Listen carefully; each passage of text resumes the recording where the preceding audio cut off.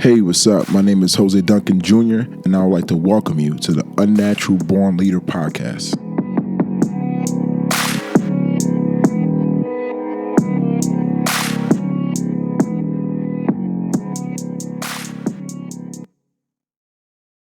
Hey, what's up? Welcome to episode 28 of the Unnatural Born Leader podcast.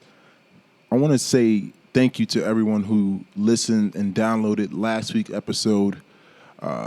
Got a lot of great feedback from that episode. And if you haven't listened to that episode yet, I urge you to listen to that episode before you start this one, or listen to it another time. I think was a lot of value in that episode. And from the feedback I got from different people, clearly it was some value. So thank you to everyone who tuned in for that episode.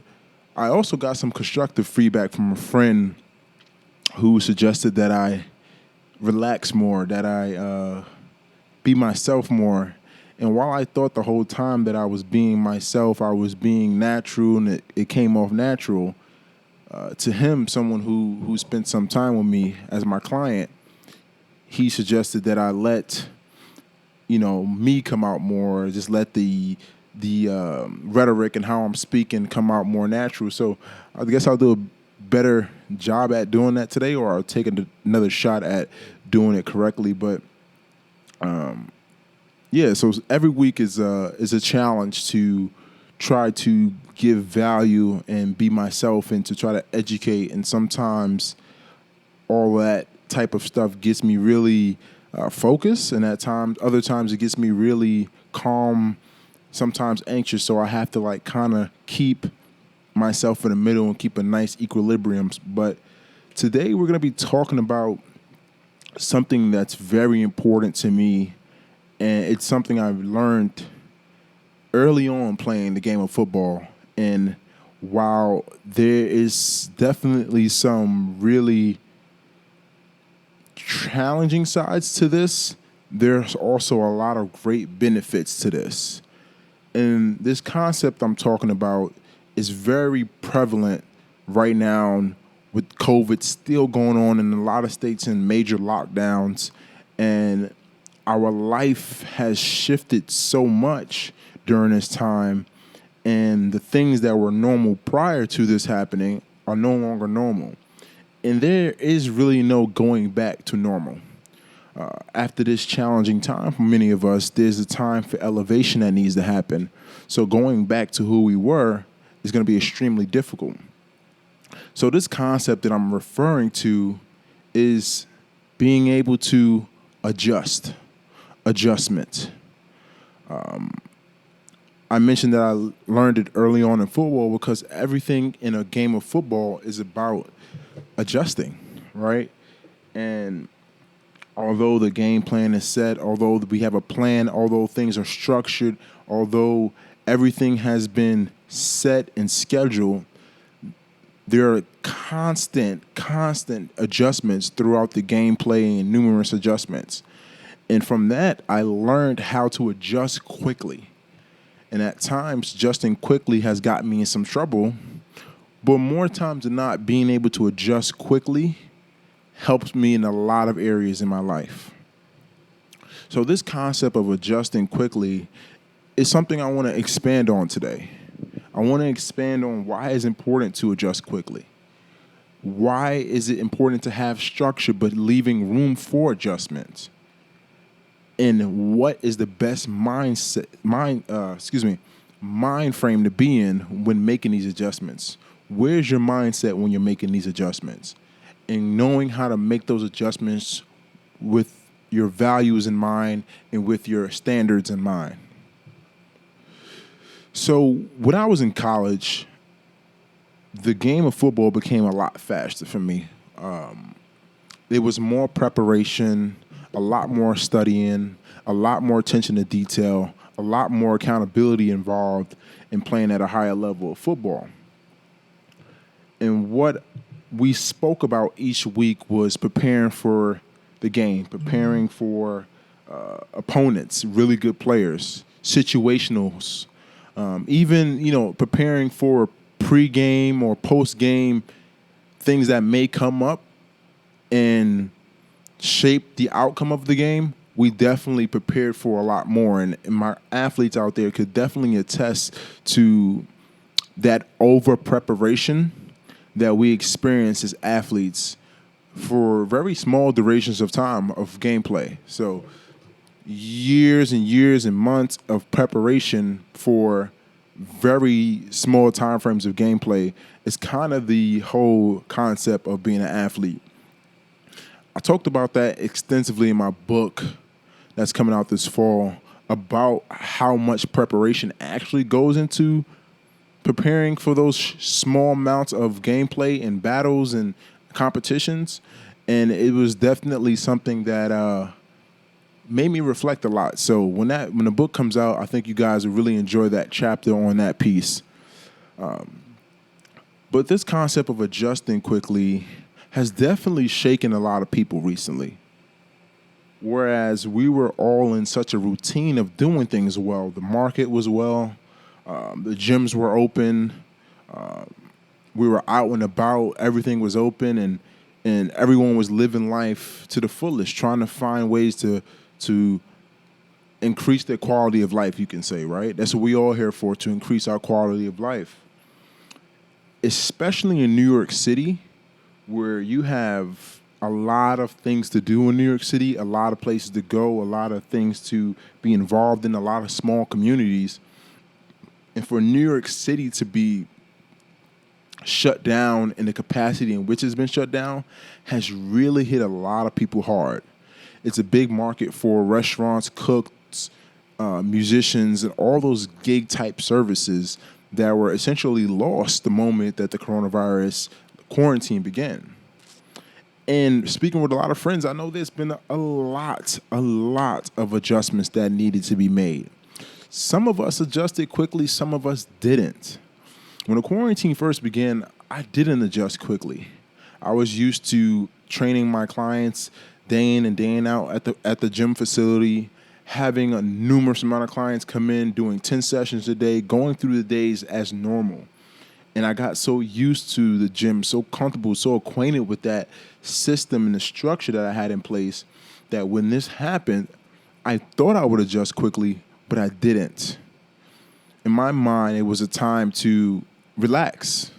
I didn't expect us to be in home this long or be quarantined or locked down this long. And a lot of you can attest to the same thing. So when it first began, I was at home just playing video games, just kicking it, enjoying the time off. At least for the first 2 weeks, 2 or 3 weeks, I was just enjoying not having to work, right? A lot of you can also agree with that. And then after a little while, it started to wear on me. It started to wear on my mind, my body, certainly as a trainer, having such a high standard for exercise and not being able to do that to the capacity in which I wanted to. It also had a great impact on my habits. My structure was gone. That was the biggest adjustment for me. Losing that structure, right? Have you ever had a structure that you put in place or was in place for you that worked almost perfectly and got you exactly what you wanted each day? What did it feel like when that structure was gone, right? What did it feel like when that structure completely evaporated?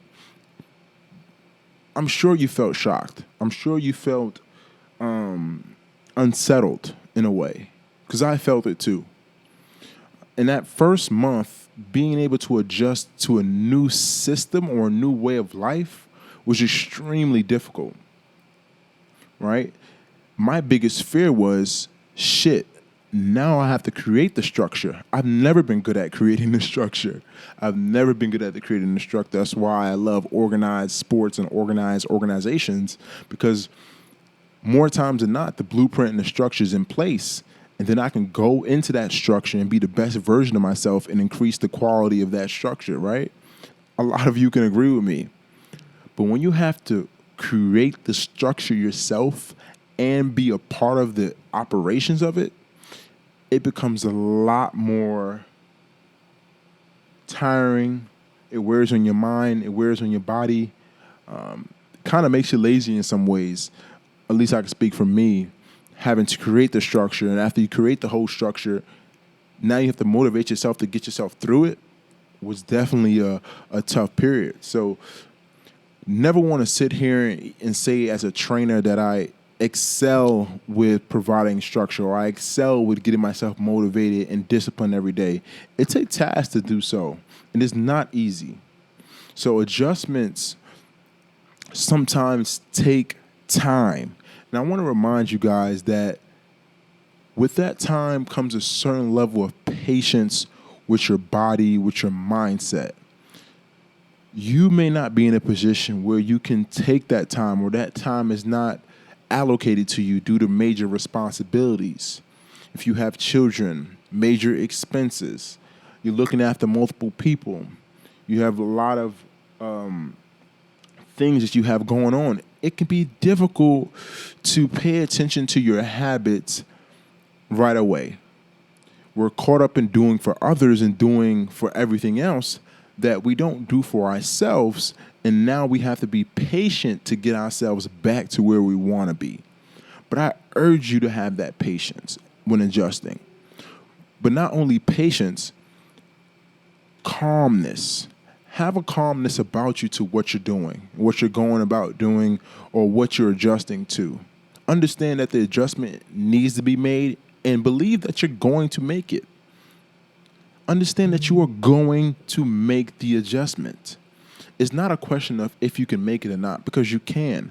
It's just that's going to take some time to understand how your routines have changed and to how to implement them consistently.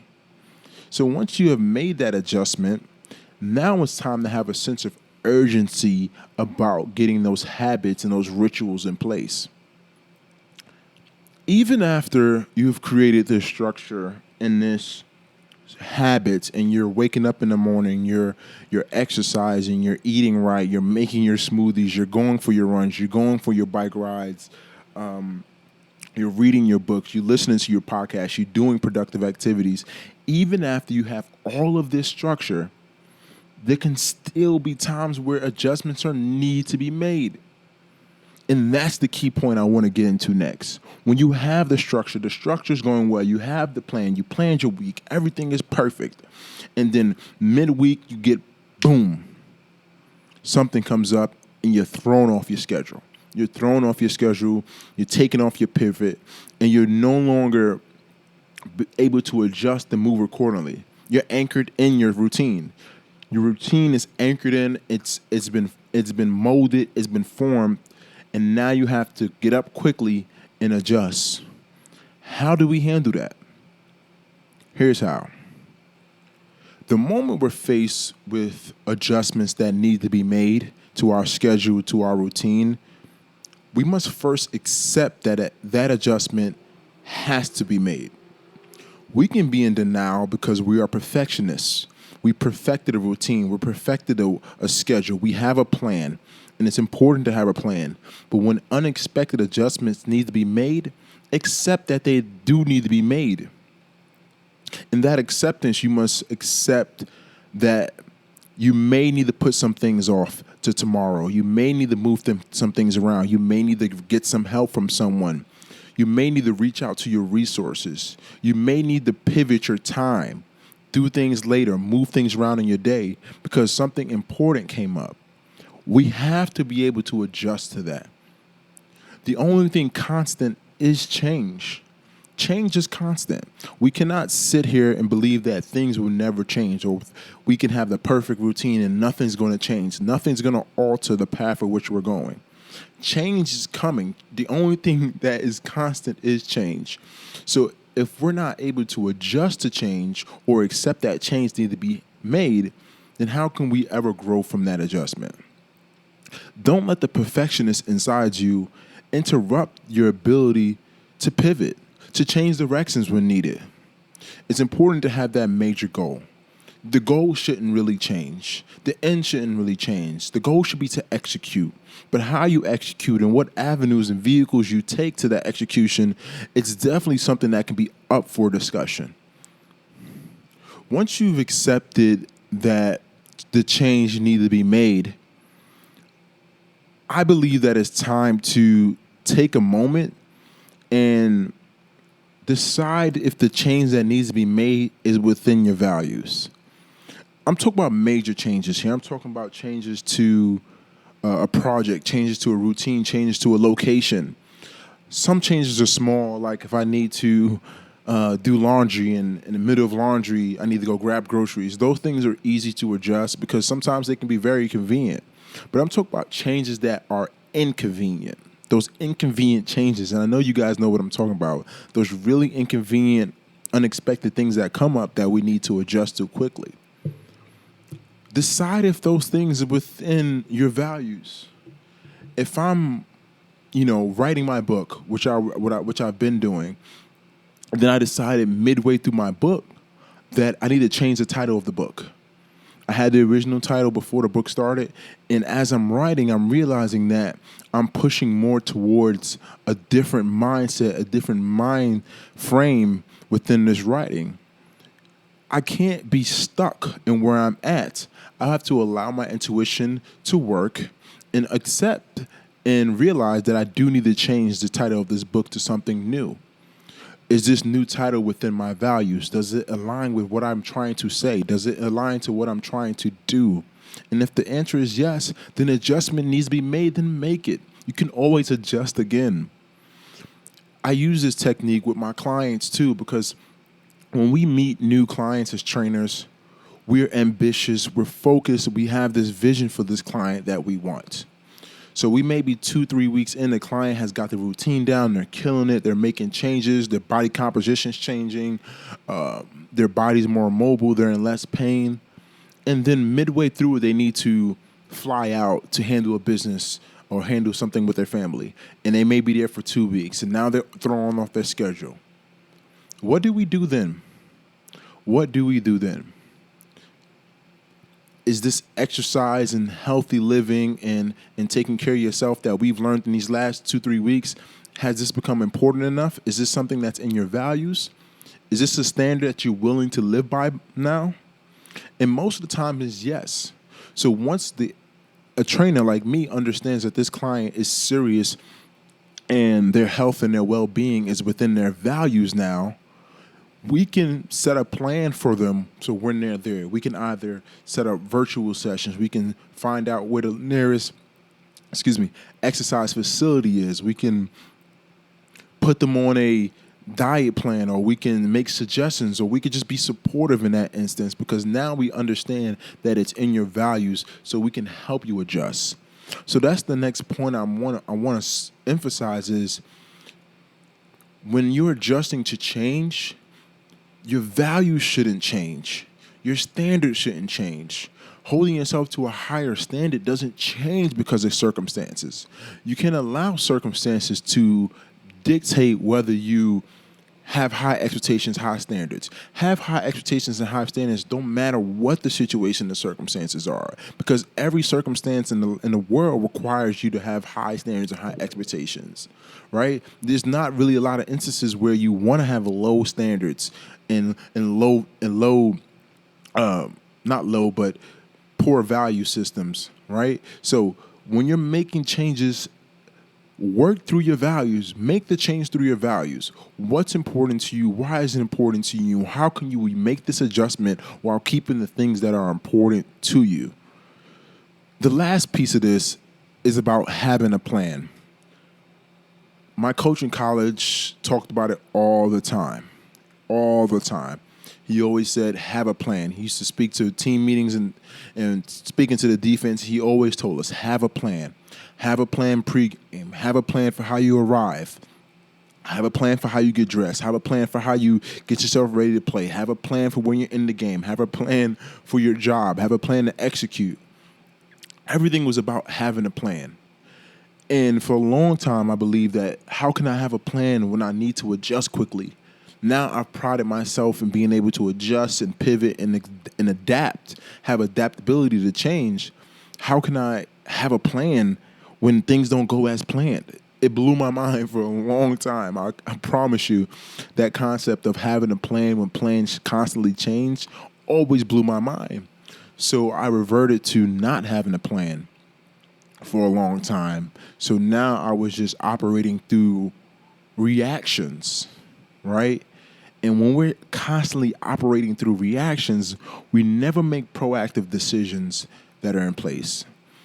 My girlfriend's really good at those proactive decisions. She's always planning for the worst and the best possible scenarios, especially the worst scenario. She wants to make sure if anything that can possibly come up, she's prepared for it. And I used to think she's crazy, and this mindset's crazy, and it makes her perfectionist and emotional. And while some of those things definitely can hurt her when changes come around, I do believe that having a plan certainly helps. And it's coming from someone who really bad with planning. I've been really terrible with planning. So me speaking about this, it's definitely has been a life changer for me in different areas in my life. So having a plan, what does that look like? Right. When we start in our week and we know we have major tasks to complete, it's important that we have some type of scheduling or planning system. Imagine it, feel it. What does it feel like to do those tasks? What does it feel like to complete certain projects, be certain places, right? Have that plan. If it's Sundays, Mondays, whatever day of the week where you kind of set your foundation to your plan, do some self-care, do some just exercise or whatever it is that helps you reset and re-get your mind focused for the next week, next day, do it. So having that plan looks like scheduling your day, scheduling who you need to speak to, what meetings you need to be in, where you need to go, what online services you need to use, how would you make your money this week, when did the bills due, what errands you need to run, all those lifestyle things that we need to plan, have a plan. Because in that process of planning, you may realize in that moment, oh, something may come up and while I'm doing this. I may have this, and these two things may coincide on the same day, or this may come into conflict with this. So let me plan how will I adjust to this prior to this happening. And what if it never happens and everything goes smoothly? Perfect.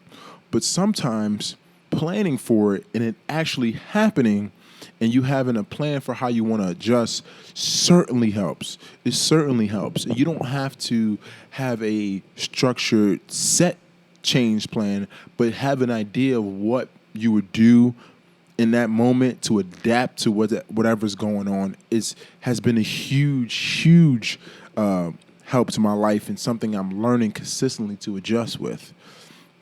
I'm learning it consistently because I train a lot of clients. And any point in time, I can have my structured schedule planned throughout the week. And by Tuesday, I have a client who needs to cancel, who needs to reschedule, who needs to move their session, who needs something else. And now I have to look at my schedule and pivot, move around, adjust. So to plan for this, I know that these clients have these allocated times.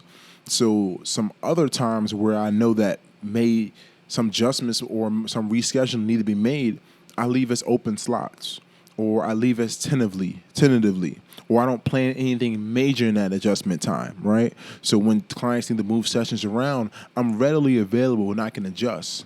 And if I can't, be honest and tell them that I can adjust, and maybe they have to adjust, right? So I'm saying this to let you understand that having a plan is important. Having a plan of how you want to go about it is important. Knowing what resources and things that are available to you prior to planning out your week and your day is also important. So we must be able to adapt to the change, but continue to do it within our values, within our standards, within our expectations. And once we're able to accept all of that and know that we need to change, then we can adapt to change a lot better if we didn't accept it. And that's why I named this episode Light on Your Feet, because this idea of just being able to adjust, change directions is important. A lot of athletes, you can see it on a pro level and different levels, especially tennis athletes. They go back and forth on the tennis court, adjusting to how the ball hits. Their opponent hits the ball a certain way. They have to adjust to the ball. So what do? You ever see a tennis player, watching a tennis player, and see how they're treating their feet? They're pivoting. They're pulsing on their feet. They're constantly moving. They're not ever really stopping. They're not really ever not in motion. They're constantly swaying back and forth. Their hips are swaying back and forth, and their feet are continuing to pivot on the ground. Why is that? Why is that these high-level athletes, especially like the Serena Williams and the some of the top male tennis players as well, always constantly moving? Because they don't know which way they'll need to adjust. And that's important. And they've been playing the game of tennis all their life. And the one thing they've learned is that they cannot control the other side of things, right? And you too. You also have been playing this game of life, and you've learned that you cannot control the other side of things. You cannot control the feedback, right? You can control the input. So a lot like these athletes, adjusting, when a ball comes, they need to go left, go right, go middle, move forward, move back. Because however that ball comes back, they understand they have to adjust, adapt, and return something even stronger, or relay, or just be in competition and being able to perform. So being able to perform weekly on a weekly and monthly basis, you need to be able to change direction. There is no doubt about it in my mind that changing direction and being able to adjust and adapt to situations is of the utmost importance. So the message today is to stay light on your feet. Stay light on your feet. You guys, please understand that it's important to have a plan. It's important to have structure. But at the same time, you need to be able to adapt to change. Accept change. Change is coming. Change is always going to be there. Some major, some minor changes in your mindset, changes in how your body looks, changes in how you feel day to day. Those things are always going to change. So you have to accept, adapt, and continue to progress. And that's something that I can encourage you guys to practice daily. Using a calendar, using a scheduler, using anything that you can to have a plan with, to plan out your week and plan out your days. But have that willingness, that strong, powerful willingness to change directions if need be. Thank you for everyone who's tuning into another week of Unnatural Born Leader podcast. I really appreciate the support I've been getting, and I thank you guys for the continued streams and downloads. And I can't wait till my book comes out and I'm able to give you guys that value and let you guys read it, and also doing an audio book and let you guys hearing my story and hearing some of the things I speak about in this podcast, but in more detail and more storytelling manner. So thank you for the continued support. Please check me out on all social media platforms at Jose Duncan Jr. And continue to adjust. Continue to be the star of your own life. Don't allow COVID and this lockdown to lock your mind down. Don't allow it to lock your mind down. Continue to progress. Continue to try to do better on a consistent basis. All right, guys? So, as always, positivity is contagious and attitude is everything. Talk to you guys next week. God bless.